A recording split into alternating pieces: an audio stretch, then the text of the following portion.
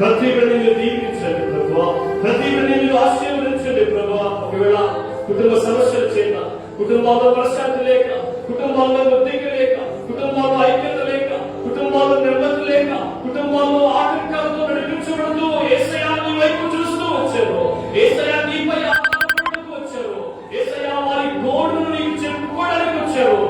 యేసు నామములో వారి ప్రతి కన్నీటి బొట్టుకి జవాబు దొరుకునుగాక. యేసు నామములో ప్రతి ఒక్కరి దుఃఖ దినము సమాప్తమగునుగాక. అయ్యా నీవు సర్వశక్తివంతుడవు, అయ్యా నీవు నిత్యుడవు, అయ్యా నీవు సర్వాధికారివి, అయ్యా నీకు అసాధ్యమని ఏదీ కూడా లేదు. నీవు సమస్తము సాధ్యపరిచే దేవుడు అని విశ్వసించి ప్రార్థిస్తున్నావు ప్రభువా. ప్రతి ఒక్కరి జీవితంలో తండ్రి సంతోషం ఇవ్వబోతుందికి నీ వందనాలు. ప్రతి ఒక్కరి జీవితాల్లో సమాధానం ఇవ్వబోతుందికి నీ వందనాలు. ప్రతి ఒక్కరి జీవితాల్లో సమృద్ధిని సంతృప్తిని ఇవ్వబోతుందికి నీ వందనాలు ప్రభువా. నీవు మాత్రమే ఇవ్వగలవు, నీవు మాత్రమే స్థిరపరచగలవు ప్రభువా. అందుకు ప్రతి ఒక్కరి జీవితాన్ని మీ చేతులకు అప్పగిస్తూ అయ్యా నీవు మాట్లాడితే మా జీవితాలు మారుతాయి ప్రభువా. అయ్యా నీవు మాట్లాడితే నిర్జీవమైన మా జీవితాల్లో నూతనమైన జీవంతో నింపబడుతుంది ప్రభువా. దేవా నీవు మాట్లాడితే మా జీవితాలు వెలిగించబడతాయి ప్రభువా. దేవా నీవు మాట్లాడితే సత్యాన్ని తెలుసుకోగలరు ప్రభువా. దేవా నీవు మాట్లాడితే తండ్రి సత్యం వైపుకు నడిపించబడగలరు ప్రభువా. దేవా నీవు మాట్లాడితే జీవితం అంటే ఏంటో అర్థమవుతుంది. దేవా నీవు మాట్లాడితే సంఘం అంటే ఏంటో అర్థమవుతుంది. దేవా నీవు మాట్లాడితే పరలోక రాజ్యం ఏంటో అర్థమవుతుంది. దేవా నీవు మాట్లాడితే పరలోకంలో ఎలా అడుగు పెట్టాలో అర్థమవుతుంది ప్రభువా. మనుషుడు మాట్లాడితే ఏ మనుషునికి ప్రయోజనం ఉందయ్యా. మనుషుడు మాట్లాడితే ఏ మనుషుడు మారు ప్రభువా. నీవు మాట్లాడితేనే సాధ్యం, నీవు మాట్లాడితేనే సాధ్యం. నీ ఎద్దుకు నడిపించబడిన ప్రతి బిడ్డతో మీరు మాట్లాడాలని ప్రార్థన చేస్తూ చివరిగా నిలబడుతున్న నన్ను కూడా మీ పాదాల చెంత జ్ఞాపకం చేసుకోవడం మా ప్రభువును మా రక్షకుడును సర్వ మానవానికి ఏకైక రక్షకుడైన నజరేయుడైన యేసుక్రీస్తు నామములో ప్రార్థిస్తున్నాము తండ్రి. ఆమేన్, ఆమేన్, ఆమేన్. దేవునికి స్తోత్రం. అందరూ దొరికిన కూర్చుంటున్న వాళ్ళు సరిగా కూర్చోండి. మరలా వాక్యం ప్రారంభమైన తర్వాత ఎవరు కూడా వర్తమానానికి ఆటంకం కానీ మీ తోటి వారికి ఆటంకం కానీ కలిగించొద్దని ప్రేమపూర్వకంగా ఒక సేవకునిగా మీకు తెలియపరుస్తున్నాను. మీరందరూ కూడా సహృదయంతో ఈ మనల్ని అంగీకరించవలసిందిగా మనం చేస్తూ ఉన్నాను. Praise Lord. Hallelujah, hallelujah. ఈ దిన ఆరాధనకు ఫిబ్రవరి మాసపు చివరి ఆరాధనకు నడిపించబడిన మిమ్ములను మీ కుటుంబాలను దేవుడు దీవించి ఆయన కృపలో నూతన మాసంలోనికి సజీవ లెక్కలో ఉంచి నడిపించును గాక. Praise Lord. హల్లెలూయా. ఇప్పుడు వచ్చిన మీకు అందరికీ కూడా మన ప్రభువును మన రక్షకుడైన యేసుక్రీస్తు నామములో నా హృదయపూర్వకమైన వందనాలు తెలియపరుస్తున్నాను. దేవుడు మిమ్మును మీ కుటుంబాలను దీవించును గాక. దేవుని యొక్క వాక్యంలోకి వెళ్దాం. దేవుని యొక్క వాక్యంలోకి వెళ్దాం. దయచేసి ఈ వాక్య భాగాన్ని దగ్గరగా చదవండి. దేవుని యొక్క వాక్యంలోకి వెళ్దాం. ప్రకటన గ్రంథం 8వ అధ్యాయం 13వ వచనం. 8వ అధ్యాయం 13వ వచనం దయచేసి చదవండి. మరియు దయచేసి బైబిల్ ఉన్న వాళ్ళు దయచేసి చూడండి. లేనట్లయితే ఈ మాటలు జాగ్రత్తగా ఆలోచించవలసిందిగా మనం చేస్తున్నాం. మరియు నేను చూడగా ఆకాశ మధ్యమున ఒక పక్షిరాజు ఎగురుచు బూరలు ఊదబోచున్న ముగ్గురు దూతల బూరల శబ్దములను బట్టి భూ నివాసులకు అయ్యో అయ్యో అయ్యో అని గొప్ప స్వరంతో చెప్పుట వింటిని. దేవుడు తన దివ్య వాక్యము వినుచున్న మనందరి వినికిడిలో నివసింపచేయునుగాక. హల్లెలూయా, హల్లెలూయా. దేవునికి వాక్యం కదా. గత ఆదివారం మనం ధ్యానం చేసుకున్న అంశ భాగాన్ని మీకు జ్ఞాపకం చేసి ఈ వారం నేను ఏ వర్తమానాన్ని అందించబోతున్నానో ఆ వర్తమానాన్ని దేవుని కృపను బట్టి మీ ముందు ఉంచే ప్రయత్నం చేస్తాను. మీరందరూ కూడా జాగ్రత్తగా వాక్యాన్ని ఆలోచించవలసిందిగా మనం చేస్తా ఉన్నాను.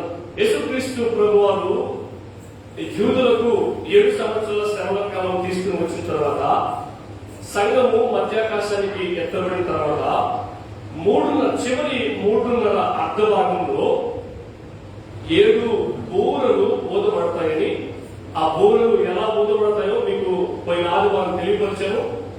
7 ముద్రలు, 7 బూరలు, 7 పాత్రలు. రైట్, మనం 7 ముద్రల యొక్క వివరణ చూసాం.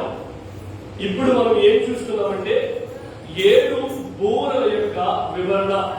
తరువాత మనం రాబోతున్న వారంలో ప్రచురితమైతే 7 పాత్రల యొక్క వివరణ మనం చూడబోతున్నాం. ఒక్కొక్క ముద్ర విప్పబడినప్పుడు ఎలాగైతే దేవుడు ఒక్కొక్క కార్యాన్ని లోకం మీదకి జరిగిస్తూ వచ్చాడో, అలాగే ఒక్కొక్క బూర ఊదబడుతున్నప్పుడు, బూర ఎందుకు ఊదబడుతుంది? పాత రోజుల్లో మన పితరుల కాలంలో, మన తాత ముత్తాత అంటాం కదా, మన పితరుల కాలంలో బూర ఊదబడినప్పుడు ఏం జరుగుతుందో, అసలు వాళ్ళు ఎందుకు బూర ఊదేవాళ్ళు, బూర ఊదినప్పుడు అది దేన్ని సూచిస్తుందో పోయిన వారం నేను మీకు చెప్పాను. అయితే ప్రాముఖ్యంగా మనం ఈ వారానికి సంబంధించిన వర్తమానం గత వారంలో ఏముంది అంటే, మనం గత వారంలో 5 బూరల యొక్క వివరణ చూసాం. ఇది బోర్లు 5 బూరల యొక్క వివరణ చూసాం. మిగతా ఎన్ని బూరలు మిగిలి ఉన్నాయి? 2 బూరలు మిగిలి ఉన్నాయి. రైట్, మొట్టమొదటి బూర ఊదబడినప్పుడు, దూత మొదటి బూర ఊదినప్పుడు ఏం జరిగింది? భూమి మీదకి శిక్ష వచ్చింది. దేనికి శిక్ష వచ్చింది? శిక్ష అనడం కంటే ఉగ్రత అనడం బాగుంటుంది. శిక్ష వేరు, ఉగ్రత వేరు. ప్రవచితమైన దాని గురించి మనం మరలా ధ్యానం చేద్దాం. శిక్ష ఎవరికి, ఉగ్రత ఎవరికి అనే దాని గురించి మనం మరలా ధ్యానం చేద్దాం. మొదటి బూర ఊదబడినప్పుడు దేవుని యొక్క ఉగ్రత భూమిపై కుమ్మరించబడింది. ఎందుకు దేవుని యొక్క ఉగ్రత భూమిపై కుమ్మరించబడింది అంటే, భూమిని సృష్టించిన, భూమిని కలుగజేసిన దేవునిని మరచి భూమిలో దైవాన్ని వెతకడం ప్రారంభించాడు మనిషి. నేటికి కూడా దైవము, దేవుడు అని అభిప్రాయపడుతూనే ఉన్నాడు. కానీ ఒక కన్క్లూజన్ కి భూమిని ఆరాధిస్తున్న మనిషి నేటికి కూడా రాలేకపోయాడు. కారణం ఏంటంటే, తరానికి దేవుడు కూడా మనిషిలాగే మారిపోతూ ఉన్నాడు. ఈ రోజు ఈ తరంలో ఉన్న ఈ పేరు పెట్టుకున్న ఈ దేవుడు రాబోతున్న నీ బిడ్డల తరానికి ఆ దేవుడు కనుమరుగైపోయి కొత్త దేవుడు మనలోకి వచ్చేస్తాడు. అయినా వాడికి బోధపడలేదు, అయినా వాడికి అర్థం కాలేదు. అని దేవుడు ఎలా మారిపోతాడు అని స్పష్టత వాడికి రాలేదు. కానీ వాడు నేటికి కూడా భూమిలో దేవుణ్ణి వెతుకుతున్నారు. కాబట్టి దేవుడు ఒక దినాన, అది ఏ దినమో మీకు తెలుసు, ఒక దినాన దేవుడు భూమిని ఆరాధిస్తుండే వ్యక్తులకు తెలియజేయబోతున్నాడు, భూమి మిమ్మల్ని ఎప్పటికీ కాపాడలేదు, కాబట్టి చూడండి, భూమికి నేను ఉగ్రతను తీసుకొస్తున్నాను, భూమికి నేను శిక్ష విధిస్తున్నాను అని తెలియపరుస్తాడు. మొదటి బూర ఊదబడినప్పుడు అప్పుడు అర్థమవుతుంది భూమిలో దేవుడు లేడు. రెండవ బూర దూత ఊదినప్పుడు ఏం జరుగుతుందంటే, ఏం జరుగుతుంది? సముద్రముపై తన ఉగ్రతను తీసుకుని వస్తాడు. వాస్తవికానికి సముద్రం నీరు తాగడానికి ఉపయోగపడదు. కానీ సముద్రంలో జీవిస్తూ ఉన్న ఆ యొక్క జలచరాలు అంటాము, సముద్రంలో జీవిస్తున్న చేపలను మనము భోజనానికి పదార్థాలుగా వాడతాం. ఇంకా సముద్రం అనేక రీతులుగా మనకు ఉపయోగపడుతుంది. ఇలా ఉపయోగపడుతూ ఉన్నప్పుడు సముద్రంలో మత్స్యకారులు అయితే సముద్రాన్ని దేవునిగా చూస్తారు, చేపని దేవునిగా చూస్తారు, పడవని దేవునిగా చూస్తారు. నేను ముందుకు వెళ్ళిపోతా ఉన్నాను. రేపు ఒక దినం అనేది రాబోతుంది. ఆ దినాన నువ్వు ఏ సముద్రాన్ని అయితే నమ్ముకున్నావో, దేనికైతే మొక్కుతున్నావో, దేనికైతే ఆరాధిస్తున్నావో అది నిన్ను కాపాడలేని మానవుడు అని దేవుడు తెలియపరుస్తాడు మనిషి. అప్పుడు అర్థమవుతుంది వాడికి, అరే నా తరతరాల నుంచి నా పెద్దలు, నా తరంలో నేను ఎవరిని ఆరాధిస్తున్నాను అది నన్ను కాపాడలేకపోయింది అని ఆ రోజు వాడికి అర్థమవుతుంది, గుండెలు బాదుకుంటాడు. మరి ఈ రోజు ఎందుకు వింటున్నామంటే, ఒకవేళ మనం ఇప్పుడు ఆరాధిస్తుంటే మార్చబడతామని. హల్లెలూయా. రైట్. మూడవ బూర దూత ఊదినప్పుడు ఏం జరుగుతుంది? నదులపై, త్రాగు నీరు ఇచ్చే నదులపై దేవుడు తన ఉగ్రతని కుమ్మరించబోతున్నాడు. నీటిని అంతటిని రక్తంగా మార్చబోతున్నాడు. అనేక మంది దాహము తీర్చుకోలేక, తాగడానికి నీరు లేక ప్రాణాలు కోల్పోయే పరిస్థితులు ఆ రోజు రాబోతున్నాయి. ఎందుకు దేవుడు తాగే నీటినిచ్చే నదులపై ఉగ్రతను తీసుకొచ్చాడంటే, ఒక్కొక్క నదికి ఒక్కొక్క పేరు పెట్టి ఆ నదిని దేవుడిగానో దేవతగానో ఆరాధిస్తున్నాడు నేటి మానవుడు. మీకు అందరికీ తెలిసిన విషయమే. ఒకనప్పుడు మనం కూడా అదే రీతిగా ఆరాధిస్తూ ఉండే వ్యక్తులమే. మన పాపాన్ని మనం కడుక్కోలేక దాంట్లో పోయి ముందుకు వస్తే పాపం పోతనుకున్నాం. దాని పేరు పుణ్యస్థానం అన్నా. రేపు ఒక రోజు చెప్తాడు దేవుడు, ఆ నీరు నీ పాపాన్ని కడగలేదు, కావాల్సింది చూడు. ఆ నీరు నిన్ను కాపాడలేదు, కావాల్సింది చూడని చెప్పి తన కళ్ళైతే నీతికి దేవుడు శిక్ష విధించబోతున్నాడు, తన ఉగ్రతను కుమ్మరించబోతున్నాడు. అప్పుడు ఎవరైతే నీతిని ఆరాధిస్తున్నారో, తాగే నీతిని ఆరాధిస్తున్నారో వాళ్ళ పేర్లు పెట్టుకొని వారందరికీ అర్థం కాబోతుంది, వారందరికీ బోధపడబోతుంది.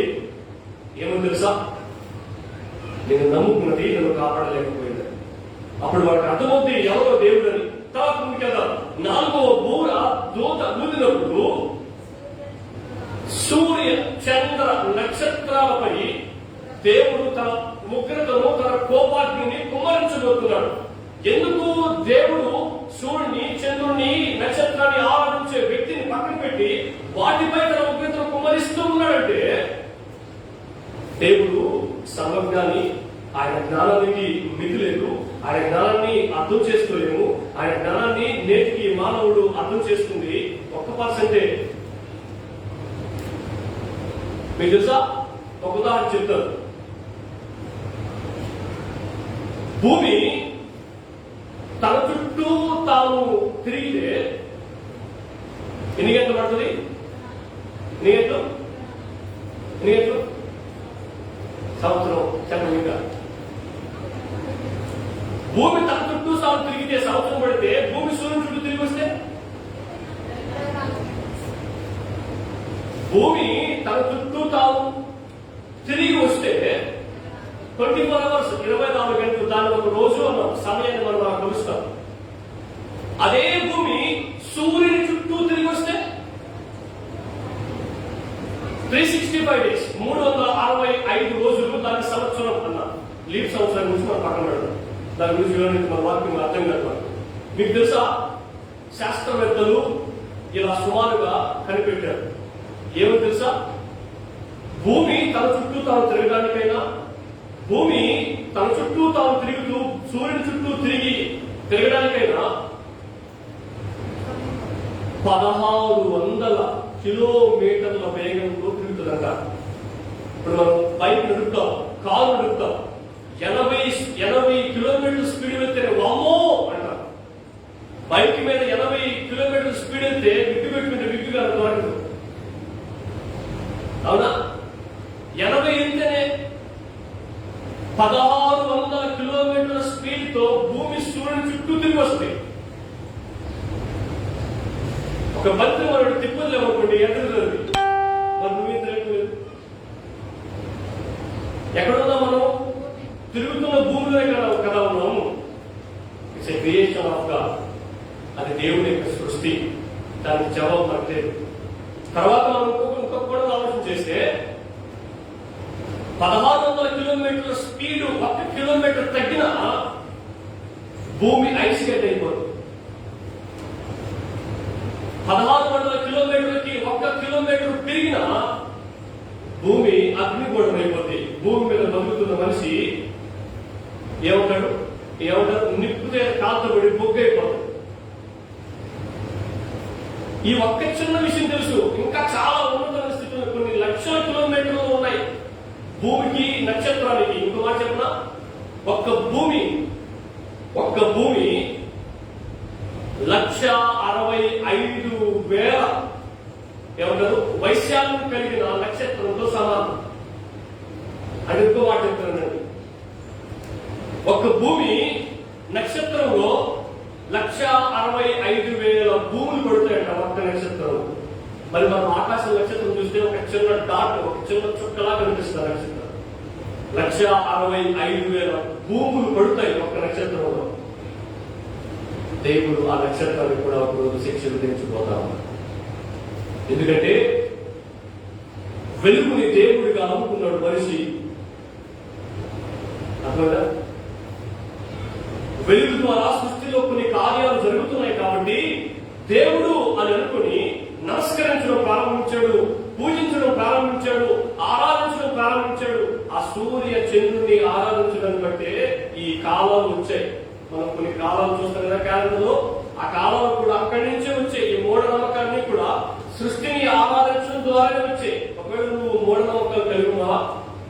కొన్ని మూఢనమ్మకాలు మీకు బాగా పరిచయం. ఆ మూఢనమ్మకాలు మీరు కలిగి ఉన్నట్లయితే మీరు గుర్తుంచుకోండి, మీరు కూడా యేసయ్యను పక్కన పెట్టి సృష్టిని ఆరాధిస్తూ ఉన్న వాళ్ళే. బైబుల్ మీ చేతిలో ఉన్నా సరే, బైబుల్ నీ చేతిలో ఉంటే నువ్వు ఏం చేస్తావు తెలుసా? బైబుల్ చెప్పింది చేస్తావు, బైబుల్ ప్రకారం వెళ్తావు. బైబుల్ ఏ టైం నిర్ణయిస్తే ఆ టైం ప్రకారం నీ ఇంట్లో జరగబోతున్న ప్రతి పని చేస్తావు. నువ్వు బైబుల్ ప్రకారం నీ ఇంట్లో పని చేస్తున్నావా, లేకపోతే ఇంకెవరో చెప్పిన దాన్ని బట్టి నీ ఇంట్లో పని చేస్తున్నావా? కాబట్టి చాయిస్ ఇస్ యువర్స్, నిర్ణయం నీదే. దేవుడు ఒక దిన మనిషికి బోధ చేయబోతున్నాడు. ఏమో తెలుసా? నువ్వు ఏ సూర్యునైతే నమ్ముకున్నావో, ఏ చంద్రునైతే నమ్ముకున్నావో, ఏ నక్షత్రాన్ని నమ్ముకున్నావో ఆ నక్షత్రానికి నేను తీర్పు తీర్చబోతున్నా, నా ఉగ్రతను కుమరించబోతున్నా చూడు అన్నాడు. అప్పుడు అర్థమవుతుంది, కుక్క కలవకుండా కాపాడే మన నాన్నే కుక్కను చూసి భయపడితే ఇంకెవరు మనల్ని కాపాడుతాడు? కాపాడవలసిన స్థితిలో ఉన్న మన నాన్నే భయపడి పారిపోతే ఇంకెవరు మనల్ని కాపాడుతాడు? కుక్క కలిసేది కరసేస్తుంది. ఎందుకని? మనకు సెక్యూరిటీ, మన ధైర్యం, మన తండ్రి ఆ కుక్కను చూసి పారిపోయి వెళ్ళిపోయాడు. అంటే ఏమంటే తెలుసా? ఇంతకాలం మనం భూమిని నమ్మాం. భూమి మనం కాపాడకుండా ఉండే దినం ఒకటి రాబోతుంది. నదులను నమ్మాం, నదులు మనల్ని కాపాడకుండా ఉండే దినం ఒకటి రాబోతుంది. సముద్రాన్ని నమ్మాం, సముద్రం మనల్ని కాపాడుకుండే ఉండే దినం ఒకటి రాబోతుంది. సూర్య చంద్ర నక్షత్రాలను నమ్మాం, అవి కూడా మనల్ని కాపాడకుండా ఉండే దినం ఒకటి రాబోతుంది. రైట్? ఈ 4 ముద్దలు విప్పబడిన తర్వాత 50% మాత్రమే దేవుని యొక్క ఉగ్రత కుమరించబడింది అని మనం అనుకోవాలి. మరి మిగతా 50% ఏంటంటే ఇప్పుడు మీరు చదివారు. నేను మరలా ఈ వాక్య భాగాన్ని మీకు జ్ఞాపకం చేస్తాను. చూడండి, నేను మరలా చదువుతున్న ప్రకటన గ్రంథం 8వ అధ్యాయం 11వ వచనం. మరియు నేను చూడగా ఆకాశ మధ్యమున ఒక పక్షి రాజు ఎగురుచు బోరలు ఊదబోచున్న, ఊదిమున కాదు, ఊదబోచున్న ఎంతమంది? 3 దూతల బోర్ల శబ్దములను బట్టి భూనివాసులకు అయ్యో అయ్యో అయ్యో అని గొప్ప స్వరంతో చెప్పుట వింటిని. ఇప్పటి వరకు మన ఎన్ని బోర్లు అయ్యాయి? మనకు 4 బోర్లు అయ్యాయి. ఒక్కొక్క బోర్ వరకు ఏం జరుగుతుంది వరకు మనం విన్నాం. ఇంకెన్ని బోర్లు మిగిలి ఉన్నాయి? 3 బోర్లు మిగిలి ఉన్నాయి. అదే చెప్తున్నాడు అక్కడ. 3 దూతలు, బోరలు ఊదబోతున్న 3 దూతలు. ఇంకెన్ని బోర్లు ఊదబడాలి? 3 దూతలు, 3 బోరలు ఊదబడాలి. అప్పుడు అనుకున్నప్పుడు ఆ బోర్ల శబ్దమును బట్టి భూనివాసుల కంట అయ్యో అయ్యో అయ్యో అంటే మిగతా 50% ఫుల్ఫిల్ కాబోతుంది దేవుని యొక్క ఉగ్రత. ఒక్కొక్క అయ్యో అన్నప్పుడల్లా ఒక్కొక్క బోర ఊదబడుతుంది. అంటే ఒక్క అయ్యో దేనికి సమానం? ఒక బోరకి సమానం. మొదటి అయ్యో ఎన్నో బోర అండి? 5వ బోర. రైట్? మొదటి బోర మనం పోయి వారం చూసాం, 5వ బోర మనం పోయి వారం చూసాం. మనము మిడతలు అని అన్నాం కదండి. ఆ మిడతలు ప్రకటన గ్రంథంలో మనం అనుకుంటున్న మిడతలా కాదా? అలా కాకపోతే బైబిల్లో చెప్పిన మిడతలకి మనం అనుకుంటున్న మిడతలకి డిఫరెన్స్, తేడా ఏంటో మనం పోయిన వారం చూశాం. మరలా నేను ఆ వాక్య భాగాన్ని మరలా మీకు జ్ఞాపకం చేసి ముందుకు వెళ్తాను. చూడండి, ఆ వాక్య భాగం చదవండి. ప్రకటన గ్రంథం 9వ అధ్యాయం 1వ వచనం నుంచి 3వ వచనం వరకు చదవండి. ఎవరైనా? 5వ దూత బోర ఊరినప్పుడు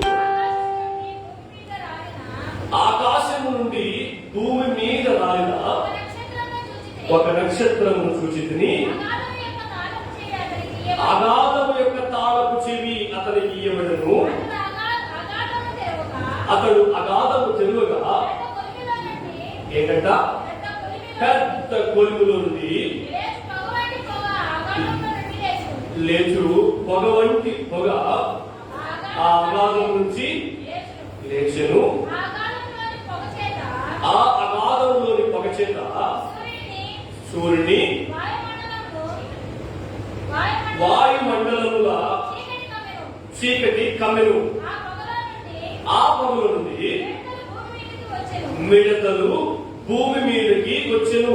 మనం అనుకున్నాం, చాలు ఒక నిమిషం మనం అనుకున్నాం మిడతలు అంటే మనం చూస్తున్న మిడతలు 3 అంగుళాలు లేక 5 అంగుళాలు ఉన్న మిడతలు అని భావించాం. కానీ బైబిల్లో ఉన్న మిడతలు మనం అనుకుంటున్న మిడతలు, మనం అభిప్రాయపడుతున్న మనం చూస్తున్న మిడతలు కానే కాదు.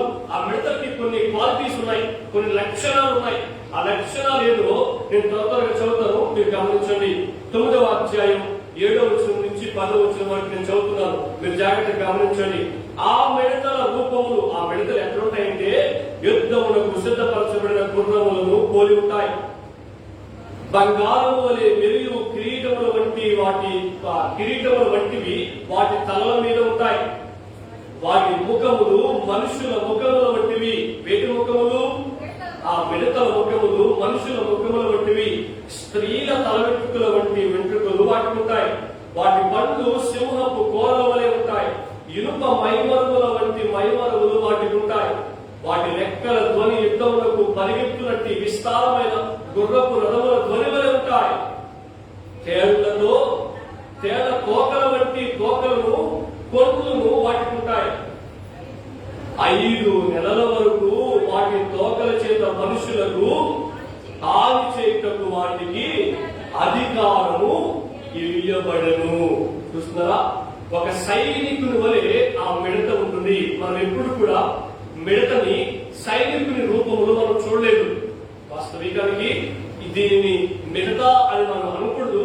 కానీ ఎందుకు మిడతతో పోల్చబడింది, మిడతతో సంబోధించబడింది అని అంటే, మిడతలు ఏం చేస్తాయంటే కొన్ని తేళ్ల వలె పుడతాయి.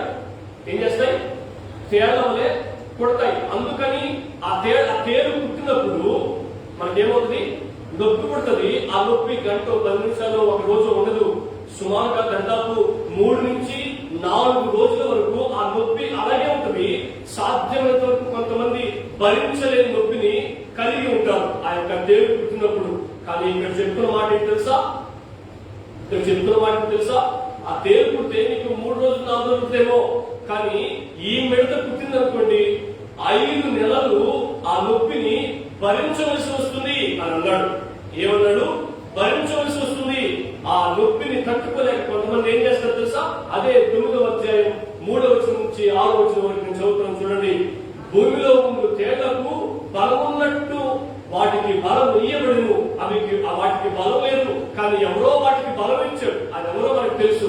మరియు నొసలయందు, గుర్తుపెట్టుకోండి, నొసలయందు దేవుని ముద్ర లేని మనుషులకి తప్ప భూమిపై ఉన్న గడ్డికైనను, ఏ మొక్కలకైనను, మరి ఏ వృక్షంకైనను హాని కలుగ చేయకూడదని వాటికి ఆజ్ఞేయబడును. చూస్తున్నారా? ఈ రోజుల్లో ఉన్న మిడతలు, వచ్చిన మిడతలు, రాబోతున్న మిడతలు మనిషినికి హాని చేయవు. వాటికి ఆహారాన్ని సిద్ధపరుచుకుంటాయి. కానీ రేపు రాబోతున్న మిడతలు 7 ఏళ్ల శ్రమల కాలంలో ప్రత్యక్షం, అగాధం నుంచి ప్రత్యక్షం కాబోతున్న ఆ మిడతలు పొలాల మీద పడవు, వృక్షాల మీద పడవు, మనుషుల మీద పడతాయి. అర్థమవుతుందా? మనుషులపై ప్రభావాన్ని చూపుతాయి. మనుషులపై ప్రభావాన్ని చూపినప్పుడు అంటే మనిషిని పుట్టినప్పుడు ఏం జరుగుతుందని చెబుతున్నారు చూడండి.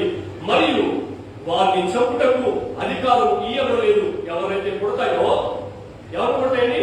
కొన్ని వారు మనం విన్నాం. ఎవరు పుడతాయి? ఎవరికైతే ఆ 7 ఏళ్ల శ్రమల కాలంలో దేవుని ముద్ర ఉండదో, క్రీస్తు విరోధి 666 ముద్ర వేయబడుతుందో, ముద్ర వేయబడని దేవుని బిడ్డలు ఎవరిని పుట్టవు. కానీ 666 ముద్ర వేసుకున్న ప్రతి ఒక్కరిని అవి పుడతాయి. ఎంతమందిని పుట్టావు? 1,44,000 మందిని పుట్టావు. అదవుతుంది మీకు మాట, రైట్? అదే రాయబడిన మాట. ఎవరినైతే ఆ మిడతలు పుడతాయో వాళ్ళు చచ్చిపోరంటారు. ఎందుకని? వాళ్ళని చంపే అధికారం ఆ మిడతలకి దేవుడు ఇవ్వలేదు. అక్కడ రాయబడిన మాట చూడండి. వారిని చంపుటకు అధికారం ఇయ్యబడలేదు. కానీ మరి చంపుడు ఏం చేస్తాయి? 5 నెలల వరకు బాధించుటకు వాటికి అధికారము ఇయ్యబడను. ఆ బాధను తట్టుకోలేక చూడండి వాటి వలన కలుగు బాధ తేలు మనుషుని కుట్టినప్పుడట్టుండు బాధ వలె ఉంటుంది. ఆ దినములలో మనుషులు మరణమును వెలుగుతారు కానీ అది వారికి ఆ దినములలో మనుషులు మరణాన్ని వెలుగుతారు కానీ అది వారికి చూడండి, మీరు ఎవరైనా మరణానికి ఎదురెళ్ళారా? మరణాన్ని వెతుక్కుంటూ వెళ్ళారా? వెతుక్కుంటూ వెళ్ళడం పక్కన నుంచయ్యా. మరణం అంటేనే మాకు చాలా భయం, అవునా? సావు అంటేనే చాలా భయం. కాబట్టి కత్తికి దూరంగా ఉంటాం, అవునా? కాబట్టి ప్రమాదానికి దూరంగా ఉంటాం, కాబట్టి అనారోగ్యానికి దూరంగా ఉంటాం, అవునా?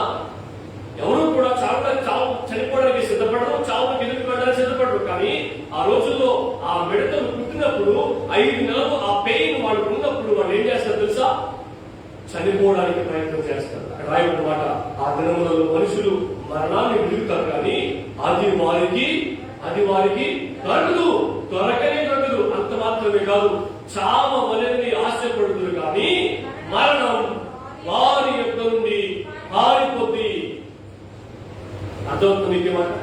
చాలాసార్లు మనం కొంతమంది జైలుకు వెళ్ళిన తర్వాత ఇంకొకసారి చేయకుండా ఉంటానంటే నేను విడిపిస్తాను, ఇంకొకసారి అలా పట్టకుండా ఉంటే నేను విడుదల చేస్తానన్నప్పుడు అలా ఉంటానని ఒప్పుకున్న తర్వాత మనం విడుదల చేస్తాం. కొంతమంది అలా ఒప్పుకున్న తర్వాత కూడా అదే చెడ్డ జీవితాన్ని జీవిస్తూ ఉన్నప్పుడు వాళ్ళు ఏం చేస్తారు తెలుసా? మళ్ళా ఇంకొకసారి తప్పు చేయడం కూడా ఆ శిక్షను మన మీద ఉంచేస్తారు. మనం చనిపోవడానికి ప్రయత్నం చేసినా చూడండి, జైల్లో ఉన్న వాడికి కనీసం వేసుకోవడానికి సెక్యూరిటీతో కూడుకున్న బట్టలు కూడా ఉంచరు. కారణం ఏంటంటే వాళ్ళు ఆ జైలులో అనుభవిస్తున్న శ్రమను తట్టుకోలేక చనిపోతారేమో వాళ్ళ ఆలోచన. అదవుతుంది రైట్. కొద్దిగా మనం ముందుకెళ్దాం. రైట్, ఆ మిడతలు ఏం చేస్తాయో మనం చదివాం. ఇంతకీ ఆ మిడతలు ఎవరు అని అంటే ఇప్పుడు వారు మనం చూసాం. ప్రకటన 9వ అధ్యాయం 11వ వచనం 12వ వచనం అంటే చూద్దాం. పాతాళపు దూత వాటిపై రాజుగా ఉన్నాడు. చూస్తున్నారా? 9వ అధ్యాయం 11వ వచనం 12వ వచనం. పాతాళపు దూత వాటిపై రాజుగా ఉన్నాడు. పాతాళపు దూత ఎవరండి? ఎవరు? సాతానుడు. ఎవరు? సాతానుడు. పాతాళపు దూత వాటిపై రాజుగా ఉన్నాడు. హెబ్రీ భాషలో వారికి ఎవరికి? పాతాళపు దూతకి అబద్దోన్ అని పేరు. గ్రీసు దేశపు భాషలో వారికి అపోల్లోయోను. మొదటి శ్రమ గతించింది, ఇదిగో మరి 2 శ్రమలు వీటి తర్వాత వచ్చును. మొదటి శ్రమ అంటే ఆ మిడతలు పుట్టడం మొదటి శ్రమ అయితే, దాని తర్వాత 2 శ్రమలు రాబోతున్నాయట, మరి 2 శ్రమలు రాబోతున్నాయి అని మనం చదివాం. ఆలోచన చేస్తున్నారా? రైట్. మరి ఇప్పుడు ఆ మిడతలు ఎవరు అనుకుంటున్నాం మనం? చదవండి, ఆ వాక్యం చదవండి. ఆ అబద్దోని అంటే, అలాగే అపోల్లోయోను అని అంటే గ్రీకు భాషలో దాని యొక్క అర్థం ఏంటి తెలుసా? డెస్ట్రాయర్ అని అర్థం. అర్థమవుతుందా? డెస్ట్రాయర్ అంటే నాశన పాత్రుడు, నాశనము చేయువాడు అని అర్థం. ఆలోచన చేస్తున్నారా? ఆ నాశన పాత్రుడు మన తెలుగు భాషలో మనం అర్థం చేసుకోవాల్సింది ఏంటంటే ఏమని? దయ్యము అని అర్థం. కొన్ని వారు మనం చూసాం దయ్యానికి సంబంధించిన వివరణ. దయ్యం అంటే ఏంటో, దయ్యం ఎలా ఉంటుందో, దయ్యం ఎంతమంది చూశారో, అవునా? వాస్తవికంగా దయ్యం అంటే ఏంటో, దయ్యం ఎప్పుడు చూడబోతున్నామో కొన్ని వారు మనం చూసాం. రైట్, మనం ముందు సమయంలో కూడా ధ్యానం చేయబోతున్నాం. ఇప్పుడు మొదటి ఐదవ బోర అయిపోయింది. ఇంకెన్నో అయ్యో ఉంది? 2వ అయ్యో ఉంది. ఎన్నో బోర? 6వ బోర. చదువుతున్నాం చూడండి. 9వ అధ్యాయం ప్రకటన గ్రంథం 9వ అధ్యాయం 13వ వచనం నుంచి 16వ వచనం వరకు నేను చదువుతున్నాను చూడండి. 6వ దూత బోర ఊదినప్పుడు దేవుని ఎదుట ఉన్న సువర్ణ బలిపీఠం యొక్క కొమ్ముల నుండి ఒక స్వరము యూఫ్రటీసు అను మహా నది యొక్క బంధింపబడి ఉన్న 4 దూతలను వదిలిపెట్టమని బోర పట్టుకుని ఉన్న ఆ 6వ దూతతో చెప్పుటండి. అంతేనా?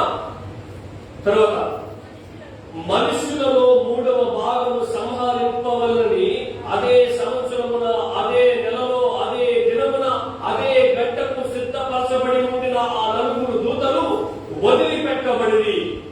మరి ఏం జరిగింది? గుర్రపు రౌతుల సైన్యంలో లెక్క 20 కోట్లు. ఎన్ని కోట్లు? 20 కోట్ల మంది సైన్యం. వారి లెక్క ఎంత అని నేను వీటిని మరియు నాకు కలిగిన దర్శనమందు ఇలా చూచితిని, ఆ గుర్రములకు వాటి మీద కూర్చుని ఉన్న వాటిని నిప్పు వలె ఎరుపు వర్ణము, నీల వర్ణము, గంధక వర్ణము వర్ణముల మైమరులు ఉండేను. మైమరులు అంటే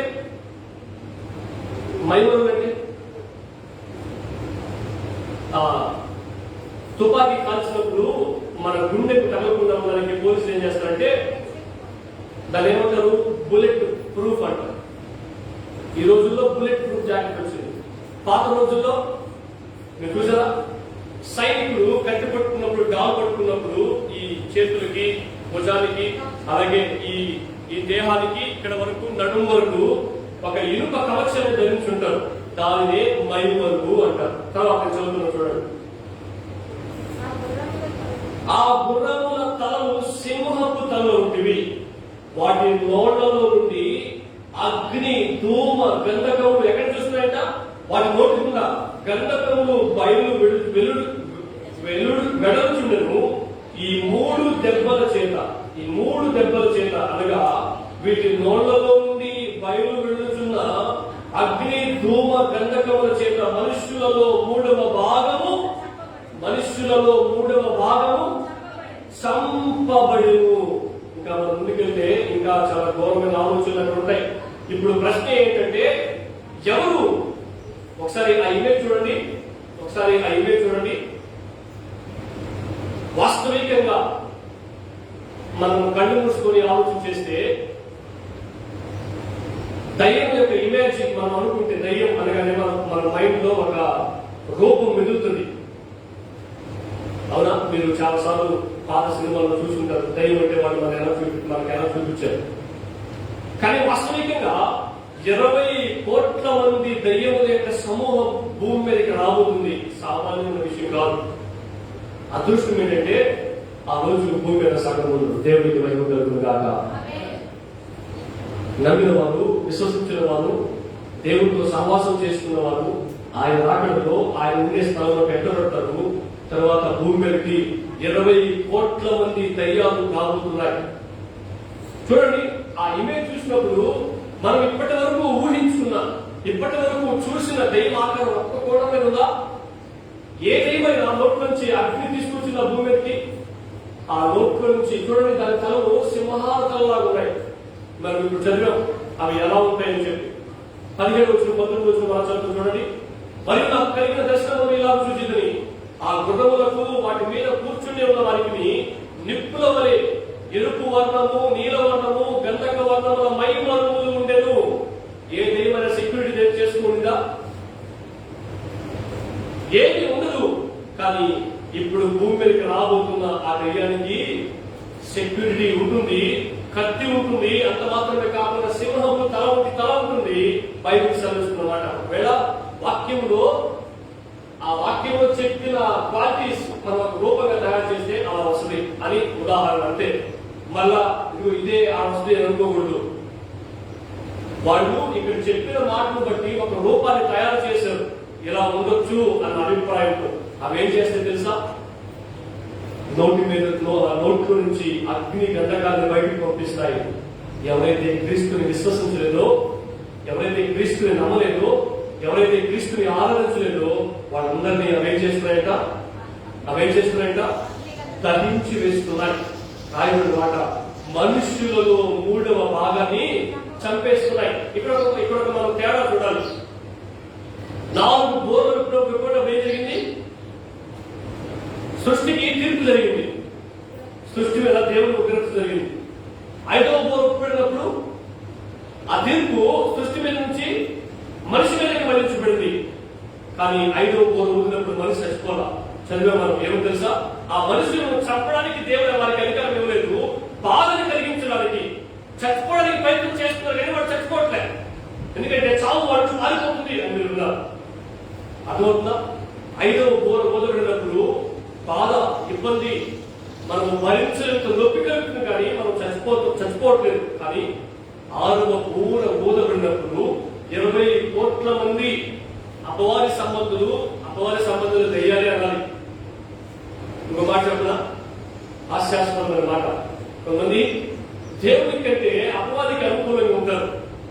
అలా ఉదాహరణ చూడండి, నేను చాలాసార్లు ప్రశ్నించుకున్నా కొన్ని ఎంటర్టైన్మెంట్ కి, వినోదానికి సంబంధించిన విషయాల్లో క్రైస్తవులు మిగతా వాళ్ళు పక్కన పెడతాం, క్రీస్తు గురించి, యేసు గురించి తెలిసిన వాడు, ఇది తప్పు అని తెలిసిన వాడు. నేను సండే స్కూల్లో ఒక మాట చెప్తా ఉన్నాను, నా చేతిలో ఫోన్ లేదు కాబట్టి నేను ఈ ఉదాహరణ చూపిస్తున్నా. చూడండి, సెల్ ఫోన్ ఒక వ్యక్తి వాడుతున్నాడు. కొంతమంది యథార్థంగా నన్ను చూస్తూ ఉంటారు, కొంతమంది చేసిన తెలుసా, నన్ను చూస్తాం. అవునా? అర్థమేంటి?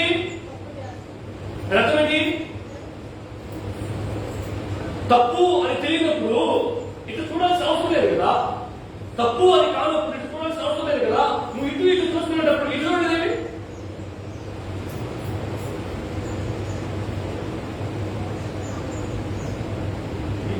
ఎవరికి భయపడుతున్నావు? ఎవరు చూస్తారనుకుంటున్నావు? వాళ్ళ మనకు తీర్పు తీర్చేది,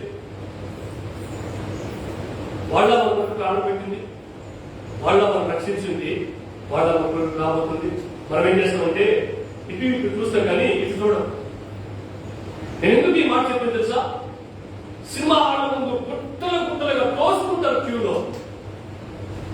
మందు పానీయం తాగేటప్పుడు గవర్నమెంట్ వాళ్ళు కొన్ని రిస్ట్రిక్షన్స్ పెట్టినప్పుడు, కండిషన్స్ పెట్టినప్పుడు, ఈ టైం నుంచి ఈ టైం వరకు ఏంటి, ఈ కరోనా కొద్దిగా పోయిన తర్వాత పథకాల సెంటర్లో మనకు సంబంధించిన షాప్ ఉంటుంది కదా, మనకు సంబంధించిన నాలుగు అక్కడ మనం వెళ్తున్నప్పుడు మనం చూస్తున్న షాప్ అని నా అభిప్రాయం. అక్కడ ఆ షాప్ దగ్గర నుంచి పథకాల సెంటర్ వరకు క్యూ ఉండేది. 4 మైళ్ళు చూస్తే ఓరగే ఫ్యాక్టరీ దగ్గర ఒక షాప్ ఉంది. ఆ షాప్ దగ్గర నుంచి ఓరగే ఫ్యాక్టరీ దాటేసి అట్లు తయారు చేస్తారు కదా, ఆ ఫ్యాక్టరీ దాటేసి మసీద్ దగ్గరికి వెళ్ళిపోయింది క్యూ. నేను చూసినప్పుడు నాకు కనిపించింది ఏమో తెలుసా, అరే ఇంత కంటోపకట్టాలుగా దేవుని ఎందుకు ఎన్నికలు అనిపించింది. ఆలోచన చేస్తున్నారా?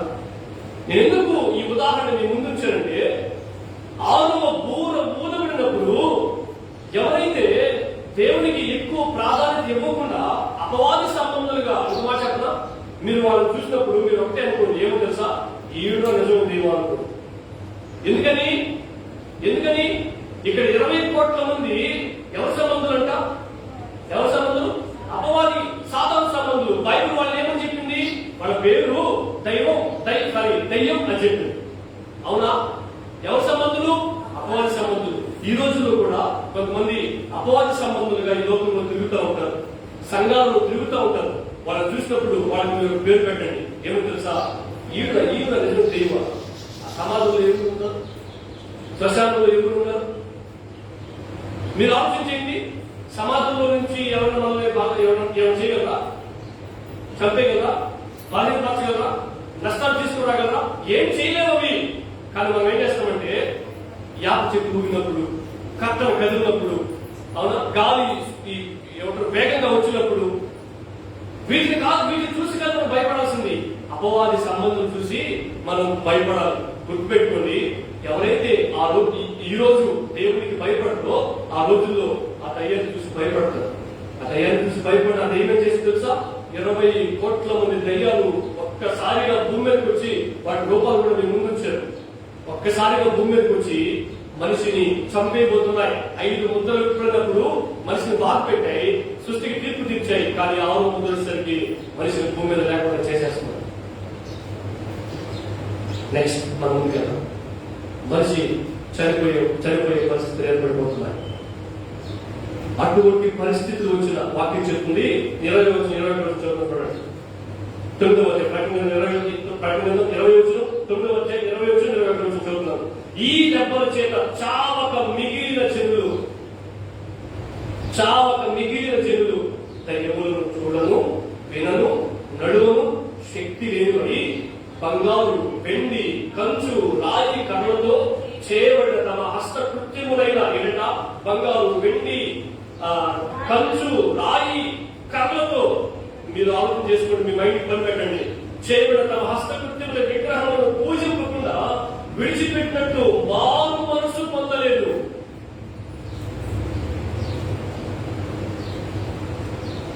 ఈ వాక్యాన్ని చదివిన తర్వాత నేను పడుతున్న బాధకి జవాబు దొరికింది.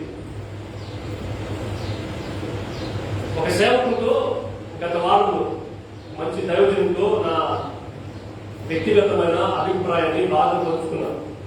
ఏమని పంచుకున్నంటే కొంత బాగా తెలియపరిచింది కదా. వ్యక్తిగతంగా పర్ఫెక్ట్లీ ఆల్రైట్, బైబిల్ పరంగా బైబిల్ జ్ఞానాన్ని దేవుని కృపను బట్టి బాగా కలిగి ఉన్నాం. కానీ సేవ పరిచయంలో ఏదో లోపు కనిపిస్తుంది అని తెలియపరిచినప్పుడు నా బాధది, నా పెయిన్ అని తెలియపరిచినప్పుడు ఆ సేవకుడు కొన్ని వివరణలు ఇచ్చాడు. దాన్ని మనం తర్వాత చూద్దాం. కానీ ఈ వాక్య భాగం చదివినప్పుడు మన చదువుతున్న చూడండి, మీకు ఆన్సర్ దొరుకుతుంది. ఈ దెబ్బల చేత చాపక వీళ్ళు చెల్లు దయ్యములను చూడను, వినను, నడువను శక్తులు బంగారు, వెండి, కంచు, రాయి, కళ్ళతో చేయబడిన హస్తకృత్యమైన విగ్రహములు పూజించకుండా విడిచిపెట్టినట్టు మారు మనసు పొందరు. నాకు వచ్చిన జవాబు ఏంటి తెలుసా? ఇటువంటి పరిస్థితులు, చచ్చిపోయే పరిస్థితులు అవును కదా. చచ్చిపోయిన చాలా మంది చదివారు, చచ్చిపోయిన వాళ్ళ కళాలు వాళ్ళు చూశారు. వీళ్ళు చావకుండా మిగిలిన కానీ విగ్రహాలను పూజించకుండా, వెండి, రాయి, కంచు, కర్రతో చేయబడిన వాటిని పూజించకుండా బాగు మనసు పొందలేనట. అప్పుడు అనిపించింది, అటువంటి పరిస్థితులు వచ్చినప్పుడే అప్పుడే పొందాలి అనుకున్నాను. ఇక్కడ రాయకుండా మారు మనసు పొందలేదు. తర్వాత చదువుతున్నాం చూడండి. మరియు తాము చేయించిన నరహత్యలను, మాయా తంత్రములను, చార చోరత్వములను చేయకున్నట్లు వారు మారు మనసు పొందిన వారు కాదు. అటువంటి పరిస్థితులు కళ్ళ ముందే జనాలు చనిపోయి నరకానికి వెళ్ళిపోతున్నా, అటువంటి దయ్యాలు భూమి మీదకి వచ్చి మనిషిని అగ్ని చేత కాల్చేసి వాళ్ళ కళ్ళ ముందే బూడిద చేసేస్తున్నా వీళ్ళ మనసు మారలేదు. ఎందుకు తెలుసా? ఏం జరుగుతుందో అర్థం కాలేదు వాడికి. ఈ సమయం బట్టి నేను చిన్న వీడియో చూపిస్తాను, త్వరగా మీరు చూసేయండి. చూసిన తర్వాత నేను మిగతా మొత్తం తెలియపరిచి త్వరగా ముగిసేస్తాను. ఓకేనా? నేను త్వరగా దీనికి గమనించండి. ఒక నిమిషం త్వరగా. 4 మీద చిన్నగా మనం నేను పెంచుతాను, నేను ప్లే చేస్తాను, పెంచుతా. 4 లాస్ట్ కింద అదే రైట్.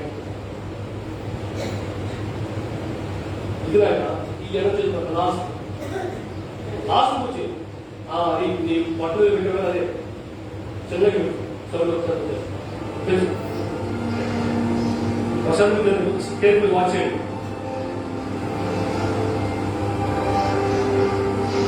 అక్కడ ఏం చేయండి చూడండి, తర్వాత నేను చెప్తాను.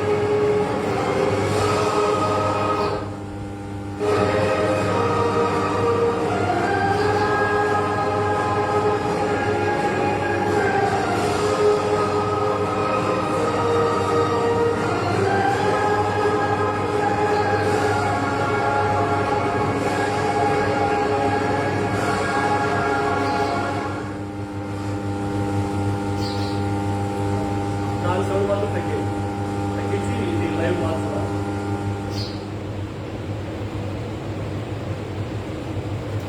రైట్, మనం దేవుడి స్థితిలో ఉన్నాం. యథార్థంగా మనం ఒప్పుకోవాల్సిన వాళ్ళు విన్నాం. ఆ వీడియో చూసినప్పుడు మీకేం అర్థమైంది? నాకేమర్థం చెప్పనా? నాకేం అర్థం కాదు. ఎందుకు చెప్పాను తెలుసు ఈ మాట? అర్థం కాని పరిస్థితిలోనికి మనిషి వెళ్తాడు అనడానికి ఎవిడెన్స్ అది. మీరు చూసారా? ఒక కాలు రూపంలో ఎవరు వస్తున్నారు, ఎక్కడో మారిపోతున్నారు. మనిషి ఆకారం మార్చి తేలుగా మారిపోతుంది. చూసారు మీరు? ఒక్కొక్క వెహికల్ ఒక్కొక్క దయ్యం రూపంలో మారిపోతుంది. ఎక్కడో ఉన్న మనిషి ఎక్కడెక్కడో ఎగిరి పడిపోతున్నాడు. అవునా? ఇవి చూస్తా ఉన్నప్పుడు అలా ఎగిరి పడే మనిషికి ఏం అర్థం కాదు. చూస్తున్న మనకు కూడా అర్థం కాలేదు. ఇక్కడ ఉన్నవాళ్ళు, ఎక్కడ ఉన్నవాళ్ళు అక్కడ చూడండి అన్నమాట. మారు మనసు పొందరు అని 20వ వచనం చదివే మనం. ఇంకా పాపంలోనే కొనసాగుతున్నారు అని 21వ వచనం చదివే మనం. ఎందుకు వాళ్ళు అటువంటి పరిస్థితులు కళ్ళారా చూస్తూ ఉన్నా, కళ్ళారా తమ వాళ్ళు చనిపోతూ ఉన్నా ఎందుకు వాళ్ళు మారు మనసు పొందడం లేదు అంటే అర్థమేంటి తెలుసా? ఆ వీడియోలో ఏం జరుగుతుందో మనకు అర్థం కాలేదు. ఇక్కడ దెయ్యాలు వచ్చి ఎందుకు అగ్నితో దహించి వేస్తున్నాయో వాళ్ళకి అర్థం కాదు. ఎవరు పంపించారో అర్థం కావట్లే, ఎవరు వచ్చారో అర్థం కావట్లే, ఎవరు ఏం చేస్తున్నారో అర్థం కావట్లే. ఇంకో మాట చెప్పినా వాళ్ళు ఏమనుకుంటారు తెలుసా? గ్రహాంతర వాసులు అని అనుకుంటారు. ఇంగ్లీష్ పిక్చర్స్ లో గ్రహాంతర వాసులకు సంబంధించిన వివరణ చాలా క్లారిటీగా ఇచ్చారు. వాళ్ళందరూ కూడా ఎక్కడి నుంచి ఆ కాన్సెప్ట్ తీసుకున్నారు తెలుసా? బైబుల్ నుంచే. వాళ్ళు కొన్ని రూపాలు ఇస్తారు ఆ డ్రాగన్స్ కి. ఆ రూపాలు ఇచ్చినప్పుడు ఆ రూపాలను వాళ్ళు ఇవ్వగలిగారంటే వాళ్ళకి ఆ ఇమేజ్, ఆ రూపం ఎక్కడి నుంచి వచ్చిందంటే బైబుల్ నుంచే తీసుకున్నారు. వాళ్ళు చెప్తున్నారు ఏమో తెలుసా? యేసు ప్రభు రెండోసారి భూమి మీద అడుగుపెట్టబోతున్నాడు, మానవుని యొక్క గతి ఎలా ఉండబోతుంది అని చెప్పి. ఆ రోజుల్లో వాళ్ళు వాటి చేత దహించబడుతూ ఉన్నప్పుడు, కాల్చివేయబడతా ఉన్నప్పుడు ఏం జరుగుతుందో అయోమయకరమైన పరిస్థితి. చిన్నప్పుడు మా పెద్దవాళ్ళు, మా ముందున్న వాళ్ళు ఈ పాట పాడేవాళ్ళు. అదే అదే ఆ రోజు అనే పాట పాడుతూ ఒక మాట అనేవాళ్ళు. చెట్టుకొకరు పుట్టకొకరై అనాథులై అరిచేవాళ్ళు, అరుస్తారు, అరిచే రోజు అని అంటారు. అలా అంటున్నప్పుడు ఆ పాట యొక్క అర్థము నా రూపం, నా యొక్క మదిలో ఒక ఇమేజ్ గా మెదిలేది. ఏమైపోతున్నారు తల్లి, తండ్రి, బిడ్డలు ఏమైపోబోతున్నారు అంటే ఒకరికి సంబంధం లేకుండా అయిపోబోతున్నారు. ఎవరు ఏమైపోబోతున్నారు, ఎవరు ఎటు వెళ్ళిపోతున్నారో ఒకరికి ఒకరు అర్థం కాని పరిస్థితి. ఒక దైవజనుడు అంటాడు, బస్ డ్రైవర్ నడుపుతా ఉన్నప్పుడు ఆ బస్ డ్రైవర్ దేవుడిని నమ్ముకున్న వ్యక్తి అయితే ఆ బస్ డ్రైవర్ తన యొక్క శరీరాన్ని, తన యొక్క దేహాన్ని, తన యొక్క స్టీరింగ్ ని అక్కడే వదిలిపెట్టి తన ఆత్మను దేవుని తీసుకుని వెళ్ళిపోతాడు. డ్రైవర్ వెళ్ళిపోయినప్పుడు బస్ లో ఉన్న వాళ్ళ పరిస్థితి ఏంటి? ఆ బస్సు బ్రిడ్జ్ మీద వెళ్తుంటే ఆ బ్రిడ్జ్ మీద నుంచి ఎక్కడ పడుతుంది, ఎవరి మీద పడుతుంది, కింద ఉన్న వాళ్ళ పరిస్థితి ఏంటి? పోనీ కింద ఉన్న వాళ్ళ పరిస్థితి పక్కన పెడతాం, బస్సులో నుంచి బ్రిడ్జ్ మీద నుంచి కిందకు వస్తున్న వాళ్ళ పరిస్థితి ఏంటి? ఒకసారి ఆలోచించేది. బైక్ లో వెళ్తా ఉంటారు, వెహికల్స్ లో వెళ్తా ఉంటారు చాలా మంది. దేవుడు పిలిచిన వెంటనే కమాన్ అనే వెంటనే డ్రైవర్ వెళ్ళిపోయాడుకో వెనకాల సీట్ లో కూర్చున్న వాడి పరిస్థితి ఏంటి? వాళ్ళు వెళ్ళి ఎవరు గుద్దబోతున్నారు, ఆ గుద్దిన వాడి పరిస్థితి ఏంటి? ఏం అర్థం కాదు. ఏం జరుగుతుందో అర్థం కాదు. ఏం జరుగుతుందో అర్థం కాదు. ఎవరు ఏం చేస్తుందో అర్థం కాదు. చూడండి, అయిపోయింది, ఇబ్బంది లేదు. అటువంటి అయోమయకరమైన పరిస్థితుల్లోకి మనిషి వెళ్ళబోతున్నాడు. ఆశ్చర్యకరమైన విషయం ఏంటంటే, నేను చాలాసార్లు కొంతమంది చెప్తా ఉంటా, నీ ఆరోగ్యంలో ప్రతికూలత ఎదురైందా, నీ ఇంట్లో ప్రతికూలత ఎదురైందా, ఓడిపోతున్నావా? కారణం ఏదో ఉంది. దేవుడు ఏదో చేస్తున్నాడు, దేవుడు ఏదో చెప్తున్నాడు. దాన్ని అడుగు, ప్రభా ఎందుకు ఇటువంటి పరిస్థితులు వచ్చాయి అని చెప్తా ఉంటారు. కానీ వీళ్ళు దేవుని యొక్కకు వెళ్ళలేని పరిస్థితులు, విగ్రహాలను వెంటితో చేశారు, విగ్రహాన్ని వాటిని అలాగే నమస్కరిస్తూ ఉన్నారు. వారి మనసు అప్పటికి కూడా మారలేదు. ఇప్పుడు చెప్పండి, అప్పటికి కూడా మారినప్పుడు దేవుడు ఏం చేయాలి చెప్పండి? ఏం చేయాలి? చెప్పినా, గద్దించినా, శిక్షించినా, బుద్ధి చెప్పినా, నిన్ను బతికించి వేరే వాళ్ళని కళ్ళ ముందే చంపేసినా నువ్వు మారకపోతే ఏం చేయాలి? నేను చెప్పనా, నేను ఆ స్థానంలో ఉంటే నువ్వేం చెప్తావయ్యా అని అంటే, చాలా మంది దేవుడిని వెళ్ళి చూపించేవారు చాలా మంది ఉంటారు. నీకు దయ లేదయ్యా, ఏమంటారు, కరుణ లేదయ్యా, ప్రేమ లేదయ్యా, కాబట్టి మా పరిస్థితుల్లో ఉన్నాయి. నువ్వు ఉంటే, నువ్వు జ్ఞాపకం చేసుకుంటే మా పొలాలు 5 కోట్లు ఎందుకు కాదు, మా బిడ్డకి పెళ్లి ఎందుకు కాదు, మేము ఎందుకు ఇల్లు కట్టుకో, మా బిడ్డకి ఎందుకు గర్భఫలం రాదు, మా ఇంట్లో ఎందుకు కాదు జరగదు. పక్షపాతం కలిగిన దేవుడు నువ్వు అంటారు చాలా మంది. దేవుడు అది పక్కన పెట్టండి, దేవుడు అని సమాధానం చెప్తాడు. అటువంటి మారు మనసు పొందని వాడిని ఏం చేయమంటావయ్యా అని అడిగితే ఏమంటే తెలుసా, ఇంకేం చేస్తావయ్యా సరిపెట్టుకుంటే అంటారు. రేపు 7వ బోర మూతపడిన తర్వాత 7 పాత్రలు భూమి మీద కుమ్మరించబడబోతున్నాయి. 7 పాత్రలు భూమి మీద కుమ్మరించబడిన తర్వాత దేవుడు మనిషికి ఇవ్వబోతున్న అల్టిమేట్ తీర్పు ఏంటి? దేవుడు మనిషికి తీర్పు తీర్చే విషయంలో అన్యాయస్తుడు కాదు, ఎప్పటికీ కాదు. దేవునిపై మనం కంప్లైంట్ బ్లేమ్ చేయడానికి నీతి అనేది ఆయన ఎవరికో ఇచ్చింది కాదు. నీతి అనేది ఆయన ఎవరి దగ్గర నుంచో తెచ్చుకుంది కాదు. నీతి అనేది ఆయనతో స్వభావంగా ఉన్న లక్షణం, ఆయనలో ఇమిడి ఉన్న లక్షణం. మనం అంటాం నీతిమంతుడు అని. ఆ నీతిని తన కుమారుని ద్వారా మనకి ఇచ్చాడు. పక్కన ఆయన తన నీతిని వెల్లడిపరుస్తూ ఉన్నప్పుడు, తన తీర్పుని వెల్లడిపరుస్తూ ఉన్నప్పుడు అన్యాయస్తుడు కాదు. మనకు అనిపిస్తా ఉంది అటువంటి పరిస్థితుల్ని భూమి మీదకి తీసుకొచ్చేస్తున్నట్టే దేవుడు నిర్దాక్షిణ్యంగా. ఎంత కఠినుడో, ఎంత ప్రేమ లేనివాడు, మేము అసలు ఆయన బిడ్డలమే కాదు, అందుకని మమ్మల్ని శిక్షించేస్తున్నాడు అని అభిప్రాయపడతా ఉంటాం. కానీ దేవుడు భూమికి పునాదులు వేసినప్పటి నుంచి చెప్తానే వస్తున్నాడు. ఏమో తెలుసా, మీ హృదయం వాక్యం రాసుకోండి, మీ బిడ్డలకు నేర్పించండి, మీ ఇంట్లో తగిలించండి. యెరూషలేము పట్టణానికి వెళ్ళి ఆరాధన చేయండి. నేను తప్ప వేరొక లేడు, నా కుమారుని మీ మధ్యకి పంపిస్తాను, ఆయన నమ్ముకోండి. మీరు ధర్మశాస్త్రాన్ని ఏమాత్రం పాటించలేదు, మీరు ఆయన నామమున విశ్వాసం ఉంచండి, నా దగ్గరకు వస్తారు అని ఎన్నో చెప్పాడు దేవుడు. మళ్ళీ చెప్పాడు, నేను వస్తాను, మీరు భయపడపాకండి, మిమ్మల్ని అన్నదాన్ని వదిలిపెట్టను, మీరు సిద్ధపడండి, మిమ్మల్ని తీసుకొని నేను ఉండే స్థలానికి తీసుకుని వెళ్తాను. ఇంకేం చెప్పాలి దేవుడు? ఇన్ని చెప్పినా నాకు ఆకలిసింది అన్నట్లే, రోగం వచ్చింది బాగు చేయలేదు, అవసరం వచ్చింది తీర్చలేదు, ఇదే 10 మనుషుల జీవితం. అందుకని దేవుడు కొన్ని పరిస్థితులు తీసుకుని వస్తా ఉన్న మనిషి మనసు మారలేదు. 3వ అయ్యో చూసి ముగించేస్తాను. ఇక్కడ ఏముండదు, నెక్స్ట్ వీక్ లో మిగతా ఉంటుంది. ప్రకటన గ్రంథం 7వ బోర మూతబడినప్పుడు ఏం జరుగుతుందని చదువుతున్న చూడండి. ప్రకటన గ్రంథం 11వ అధ్యాయం 14వ వచనం నుంచి 19వ వచనం వరకు నేను చదువుతున్నా చూడండి. 2వ శ్రమ గతించెను. ఎన్నో శ్రమ? 2వ శ్రమలో ఏం జరిగింది?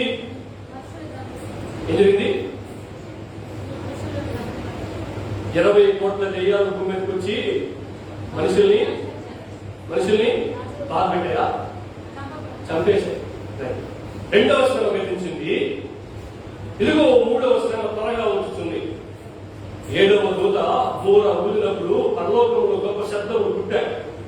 ఆ శబ్దములు, ఈ లోక రాజ్యము మన ప్రభువు రాజ్యము, ఆయన క్రీస్తు రాజ్యము ఆయన యుగయుగముల వరకు ఏలును అంత దేవుని సింహాసనాసీనులకు ఆ 20 పెద్దలు సాష్టాంగపడి దేవునికి నమస్కారం చేసి, వర్తమాన భూత కాలములలో ఉండు దేవుడమైన ప్రభువా, సర్వాధికారి, నీవు నీ మహాబలమును స్వీకరించి ఏలుచున్నావు కనుక మేము నీకు కృతజ్ఞతాస్తుతులు చెల్లించుచున్నాము.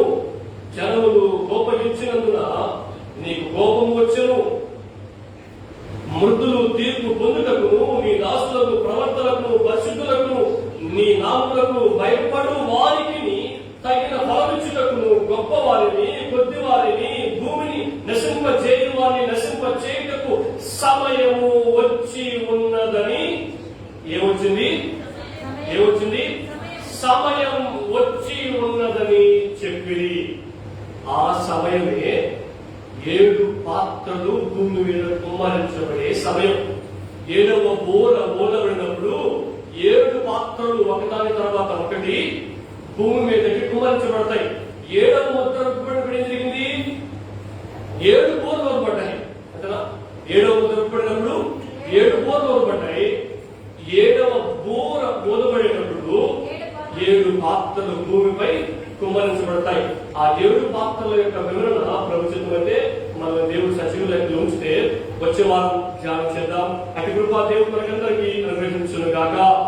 తల ఉంచుదాం, ప్రార్థన చేద్దాం. తలలో ఉంచుదాం, ప్రార్థన చేద్దాం. తలలో ఉంచుదాం, ప్రార్థన చేద్దాం. భూమిని నమ్ముకున్న వాడికి అర్థం కాబోతుంది. సముద్రాన్ని నమ్ముకున్న వాడికి అర్థం కాబోతుంది. నదులను నమ్ముకున్న వాడికి, ఆరాధిస్తున్న వాడికి అర్థం కాబోతుంది. ఒక్క మాటలో చెప్పాలంటే సృష్టిని ఆరాధిస్తున్న వాడికి అర్థం కాబోతుంది. దేవుడు వాటికి తీర్పు తీర్చబోతున్నాడని. అవి మా ప్రాణాలను కాపాడలేవు. ఒకవేళ నీవు కూడా సూర్య చంద్ర నక్షత్రాలను, భూమిని, సముద్రంలో ఉన్న చేపలను, నదులను ఆరాధిస్తూ ఉన్నావేమో, కాలాలను సమయాలను పాటిస్తూ ఉన్నావేమో, నేను బైబిల్ని నమ్ముకున్నాను, బైబిల్లో చెప్పబడిన దేవుడిని నమ్ముకున్నావు, బైబిల్ దేవుడైన యేసుని ఆరాధిస్తున్నావు. అయితే నీవు లోకానుసారమైన వ్యక్తిగా మార్చబడకూడదు.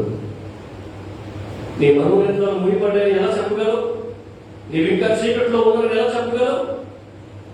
వెలుగు వైపు మార్చబడ్డావు కదా, వెలుగు ఎందుకు నడిపించబడ్డావు కదా. ఆలోచన చేసుకో, తీర్మానం చేసుకో. నా జీవితం, నా కుటుంబ విధానం ఏ రీతిగా కొనసాగించబడుతుంది, ఒక దినం రాబోతుంది. వాటన్నిటికీ దేవుడు తీర్పు తీర్చబోతున్నాడు. నేను నమ్ముకున్న వాటికి తీర్పు తీర్చబోతున్నాడు. అంత మాత్రమే కాదు, నన్ను మిడతలు పంపించి పాలించబోతున్నాడు. మరణం నా నుంచి పాలిపోబోతుంది. చివరికి అటువంటి పరిస్థితులు వచ్చినా నా మనసులో మార్పు చెందకపోతే చివరికి నా ముందే అనేక మందిని దేవుడు చంపేయబోతున్నాడు. యేసయ్య అటువంటి పరిస్థితులు నాకుతాయా? నీ ప్రేమకే నేను వారసుని, నీ కృపకే నేను వారసుని, నీ క్షమాపణకు, నీ కటాక్షానికి, నీ కరుణకే నేను వారసుని. నీ ఉగ్రతకు, నీ కోపానికి, నీ తీర్పుకి నేను ఏమాత్రము వారసుని కాకుండా ప్రభా ప్రార్థన చేసుకో, ప్రార్థన చేసుకో. ఏదో చిన్న అవసరాన్ని బట్టి దేవుడు నిందిస్తూ ఉన్నాడేమో, పాపం ప్రజలు కోల్పోతాడేమో. చిన్న సమస్యను బట్టి దేవుడికి దూరం అయిపోయి దేవుడు నిందిస్తూ ఉన్నాడేమో, పాపం ప్రజలు దూరం అయిపోతాడేమో. చిన్న రోగాన్ని బట్టి, చిన్న అప్పును బట్టి, చిన్న మనస్పర్ధను బట్టి దేవుడిచ్చే మనోబలికి దూరం అయిపోతున్నాడేమో.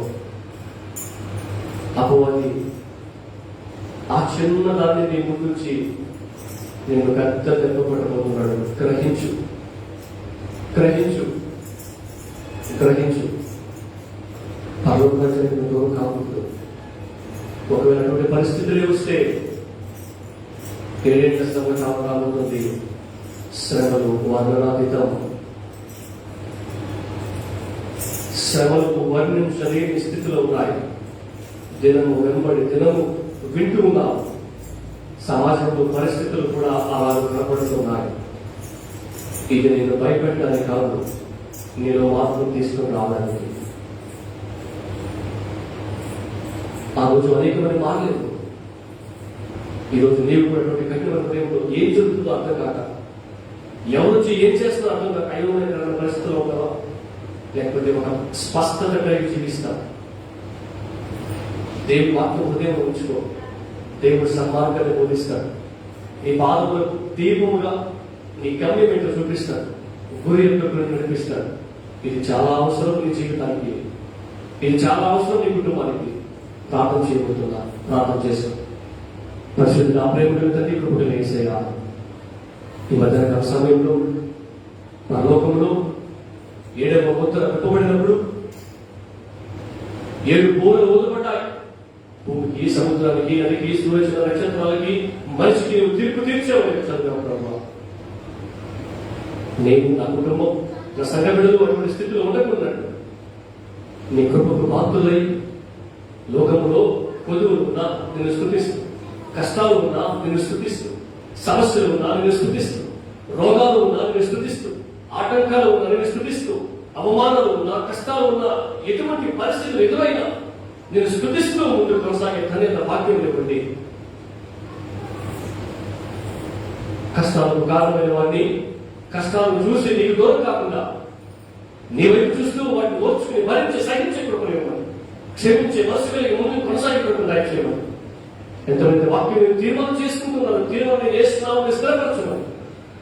చిత్తమతి విరాకాల్సినంత వాతావరణ సమయం అంతా నామం ఏకీపించేంత వరకు నీ సరి తోడుగా వచ్చుని ప్రార్థిస్తూ ఏసే నామంలో ప్రార్థిస్తున్నాము తండ్రి. ఆమేన్, ఆమేన్, ఆమేన్, ఆమేన్. దేవునికి స్తోత్రం. ఈ సమయంలో పాడుతుండగా మనం తాను సమర్పిస్తున్నాం. పాడండి. అలాగే